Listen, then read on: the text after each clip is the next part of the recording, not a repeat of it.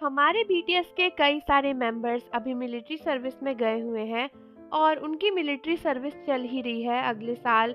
Almost मई जून तक BTS के सभी मेंबर्स मिलिट्री से फ्री होकर हमारे पास वापस आ ही जाएंगे।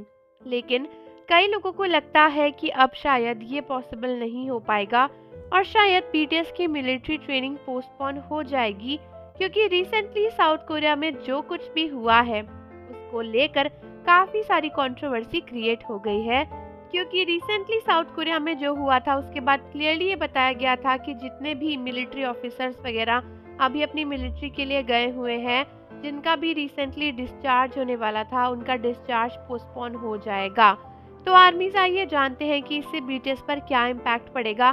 क्या बीटीएस के मेंबर अगले साल हमारे पास नहीं आ पाएंगे? तो दोस्तों, रिसेंटली साउथ कोरिया में एक बहुत ही खतरनाक मार्शल लॉ इम्प्लीमेंट कर दिया गया था इमरजेंसी बेसिस पर, जो पूरे 6 घंटे चला और 6 घंटे बाद प्रेसिडेंट ने कहा कि वो इसे ऑफिशियली लिफ्ट कर रहे हैं। इस मार्शल लॉ के चलते साउथ कोरिया में कई सारी चीज़ें बैन हो गई थी, जिनमें से एक concerts, entertainment industry, media, news, ये सारे भी थे।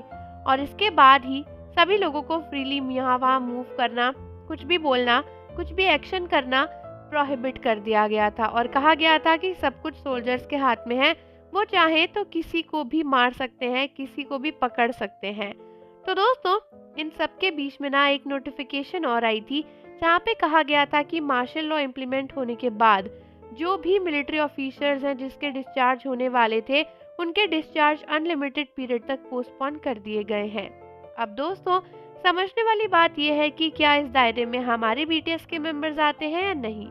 तो दोस्तों, हमारे बीटीएस के मेंबर्स वैसे भी इस साल डिस्चार्ज नहीं होने वाले हैं, उनका मिलिट्री डिस्चार्ज अगले साल है। तो पहली बात तो वो इस दायरे में आते ही नहीं है, क्योंकि वहाँ पे क्लियरली लिखा था कि कोई भी मिलिट्री ऑफिसर जो कि रिसेंटली डिस्चार्ज होने वाला है, उसकी डिस्चार्ज पोस्टपोन कर दी गई है।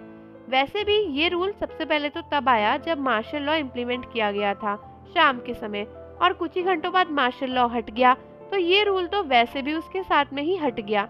लेकिन फिर भी अगर बोले कि इसकी वजह से शायद मिलिट्री डिस्चार्ज में डिले हो या फिर कोई प्रॉब्लम हो, तो वो भी उन लोगों को होगी जिनका डिस्चार्ज आज, कल, परसों या फिर ज़्यादा से ज़्यादा इस हफ्ते, इस महीने या इस साल होने वाला होगा।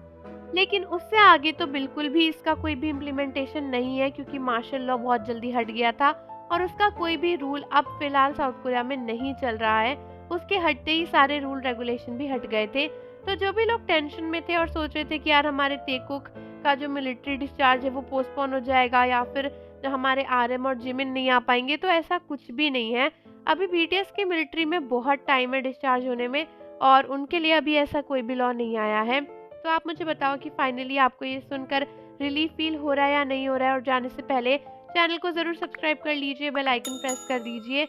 मिलते हैं आपसे अगली वीडियो के साथ।